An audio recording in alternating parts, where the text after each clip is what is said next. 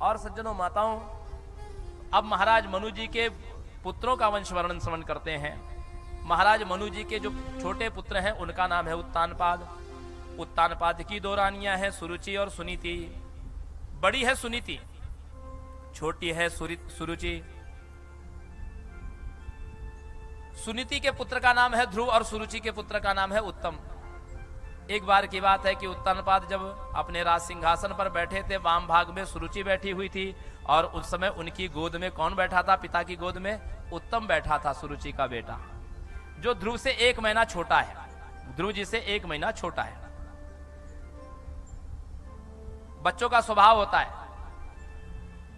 यदि उनके माता पिता किसी दूसरे बच्चे को गोद में ले ले तो बच्चों, छोटे छोटे बच्चों में, 8-10 महीने के बच्चों में भी रोष उत्पन्न होता है, ईर्षा भाव आता है। 8-10 महीने के बच्चों में भी कई बार माता पिता बच्चे को चढ़ाने के लिए, उसको रिझाने के लिए दूसरे बच्चे को गोद में लेते हैं। अब बोलते तो उससे बनता नहीं, रोने लगता है, बच्चे को नोचने लगता है, पिता को मारने लगता है। ध्रुव जी तो 5 साल के थे। ध्रुव जी गए और वो पिता की गोद में जो ही बैठने लगे, सुरुचि मैया ने हाथ पकड़ के उतार दिया। ध्रुव जी ने कहा कि मैं भी तो पिताजी का पुत्र हूं, क्या मैं गोद में नहीं बैठ सकता? सुरुचि ने कहा नहीं, क्योंकि तू मेरा पुत्र नहीं है। सुरुचि जानती है कि महाराज मेरे प्रति आसक्त है, मैं जो चाहे बोलूं, जो चाहे करूं, महाराज मेरा कभी विरोध नहीं करेंगे। इसलिए ऐसे कटु वचन कह दिया। बोले मैं क्यों नहीं बैठ सकता पिता की गोद में? तुमको पिता की गोद में बैठना है? यदि पिता की गोद में बैठना है तो एक काम करो कि तपसाराध्य पुरुषम तस्य बानुग्रहेण में गर्भे तम साधयात्मानम यदीक्षसे नृपासनम। यदि पिता की गोद में बैठना चाहते हो तो जाओ श्री हरि की तपस्या करो और वर मांगने के लिए जब वो प्रकट हो जाए तो कहना कि मुझे सुरुचि माता की गोद में, सुरुचि माता के गर्भ से मुझे जन्म दो। यदीक्षसे नृपासनम, जब तू मेरा बेटा बनकर के पैदा होगा तब तुझे पिता के आसन मिलेगा। ये बात इतनी ध्रुव जी के भीतर प्रवेश कर गई, ध्रुव जी जोर जोर से रोने लगे।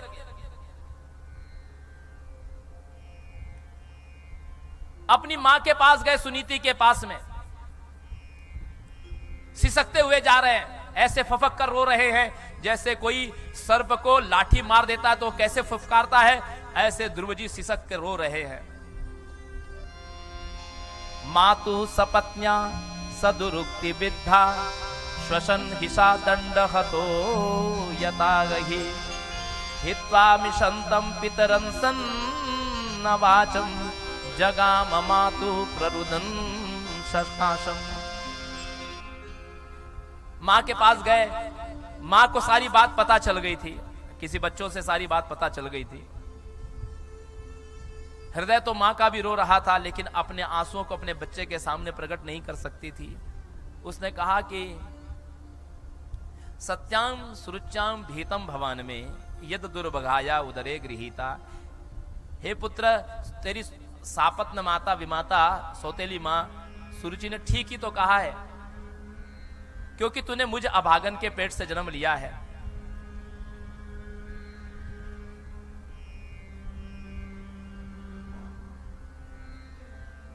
तेरे पिता मुझे दासी भी कहने में लजाते हैं, मुझे पत्नी का दर्जा क्या देंगे, वो तो मुझे दासी कहने में भी उनको ला जाती है। लेकिन फिर भी मैं एक बात कहती हूं, हे पुत्र, तुझे एक बात तुझे कहती हूं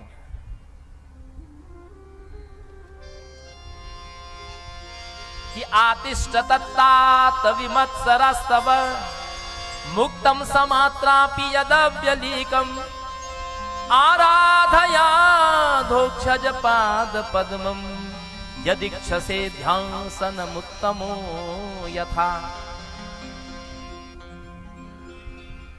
तू अपनी विमाता के प्रति, सुरुचि के प्रति कोई वैर भाव मत लाना मन में।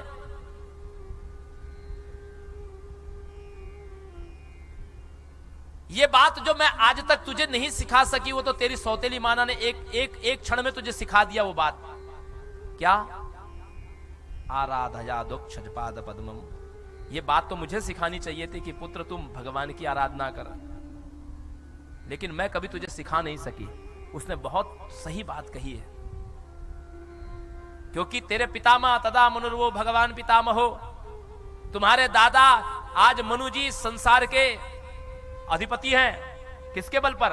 उन भगवान की आराधना करने के बल पर। वो जिस पर रीझ जाते हैं उसको परम पद दे देते हैं। इससे तो इसी समय घर से चला जा।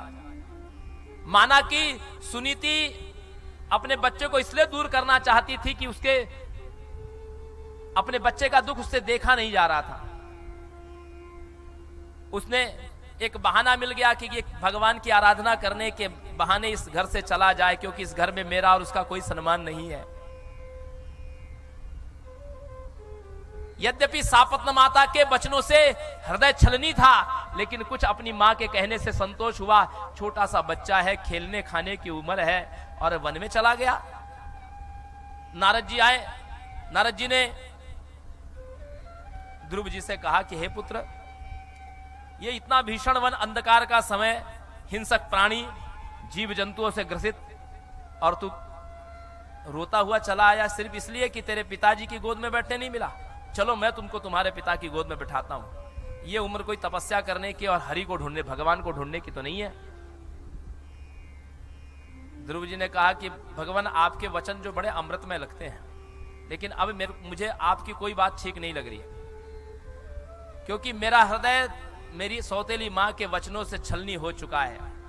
आप यदि कृपा करो तो मुझे केवल इतना बताओ कि भगवान कहां मिलेंगे, कहां मिलेंगे।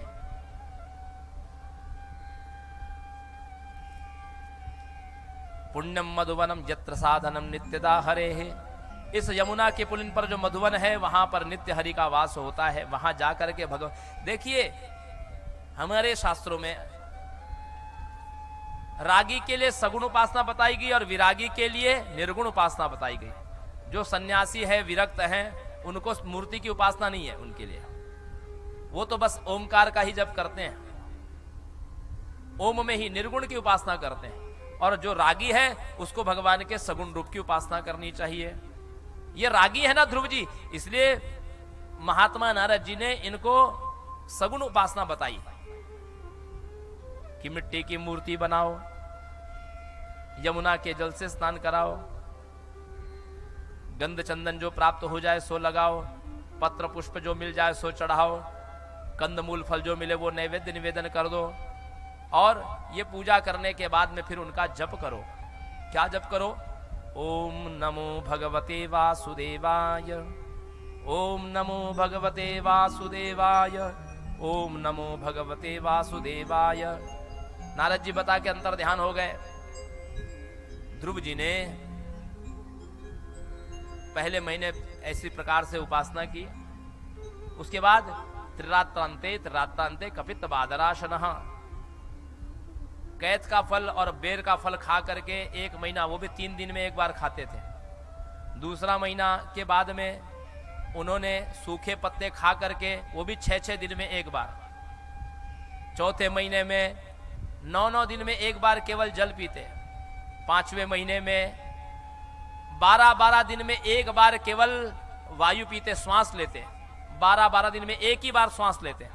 और 6ठा महीना लगते लगते इन्होंने श्वास लेना भी बंद कर दिया। उपासना किसकी कर रहे हैं? सगुण रूप की। सगुण रूप की उपासना कर रहे हैं और भगवान को हृदय में धारण कर लिया है, श्वास लेना बंद कर दिया है। अब जब भगवान के सगुण रूप की उपासना कर रहे हैं ध्रुव जी, और श्वास नहीं ले रहे हैं और भगवान को हृदय में अपने समाहित कर लिया है, तो ध्रुव जी सांस नहीं ले रहे हैं तो भगवान को भी श्वास नहीं मिल रहा है।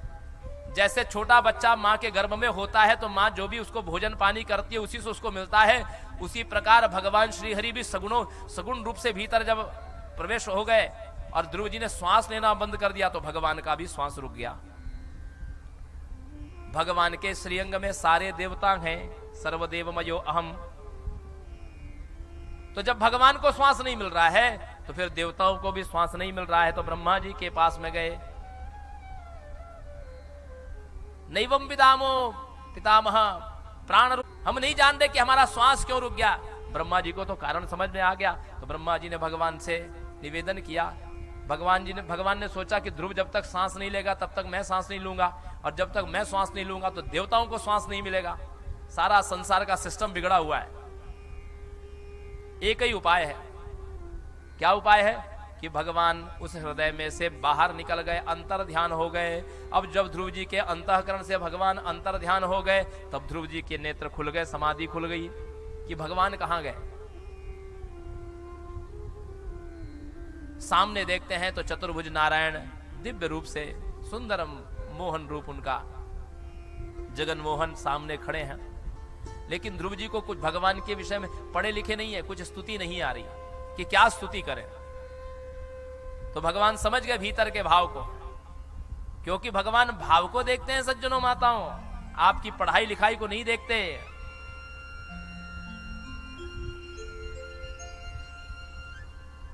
भगवान ने अपने शंख का कपोल पर स्पर्श किया।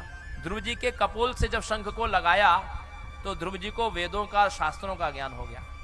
तो ध्रुव जी भगवान की स्तुति करते हैं कि योऽन्तः प्रविश्य मम वाचमिमां प्रसुप्तां संजीवयत्यखिल शक्तिधर स्वधाम्ना अन्यांश हस्तचरण श्रवण त्वगादीन् प्राणान् नमो भगवते पुरुषाय तुभ्यम्। जो मेरी समस्त सोई हुई इंद्रियों को चेतना देते हैं, ऐसे उन भगवान को मैं नमन करता हूं।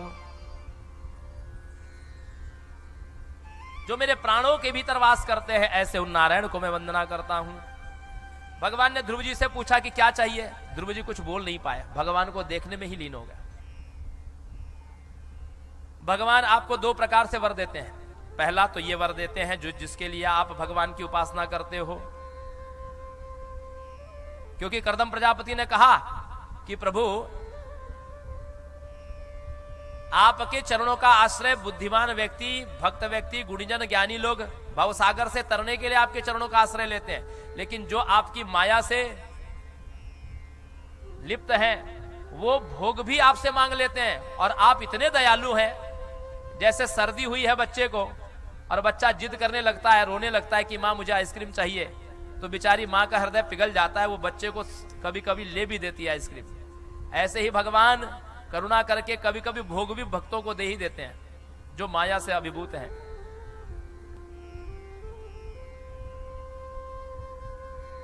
तो जिस कामना को लेकर के आप भगवान की उपासना करते हो वो दे देते हैं भगवान, अथवा तो जो आप मांगते हो भगवान वो देते हैं। लेकिन एक तीसरी वस्तु भी भगवान देते हैं, वो जिस पर करुणा करते हैं उसको तीसरी वस्तु भी देते हैं, तीसरा वर भी देते हैं। पहले समझे तो कि ध्रुव जी ने कुछ मांगा नहीं, तो भगवान को अब देने का क्या बचा। तो भगवान ने सोचा ये राज्य के लिए किया था, पिता की गोद के लिए किया था, चलो तुमको वही दे देता हूं। कितने दिन का देता हूं? बोले 36,000 वर्ष का दे दिया भगवान ने।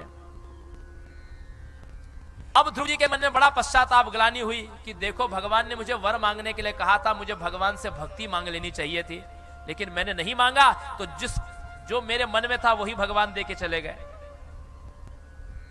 इधर मनु जी की प्रेरणा से, नारद जी की प्रेरणा से उत्तानपाद लेने के लिए आए। सुरुचि के मन में भी बड़ा विषाद हुआ, उसने भी क्षमा मांग ली। उत्तानपाद ने अपना सिंहासन ध्रुव जी को दे दिया, तपस्या करने के लिए चले गए। और इन्होंने पूरी पृथ्वी का सार्वभौम पद प्राप्त किया ध्रुव जी ने। उत्तम को एक बार यक्षों ने मार दिया, तो यक्षों से युद्ध करके 1,30,000 यक्षों को मारा। कुबेर जी भी युद्ध करने के लिए आए, तो मनु जी ने युद्ध को रोक दिया। कुबेर ने वर मांगने के लिए कहा, तो बोले मैंने एक बार गलती की है कि भगवान ने मुझे वर मांगने के लिए कहा था, मैंने वर नहीं मांगा। लेकिन हे कुबेर जी, आज मैं यही वर मांगता हूं आपसे कि मुझे जन्म जन्मांतर में भगवान की अविचल भक्ति, अनपायनी भक्ति प्राप्त हो।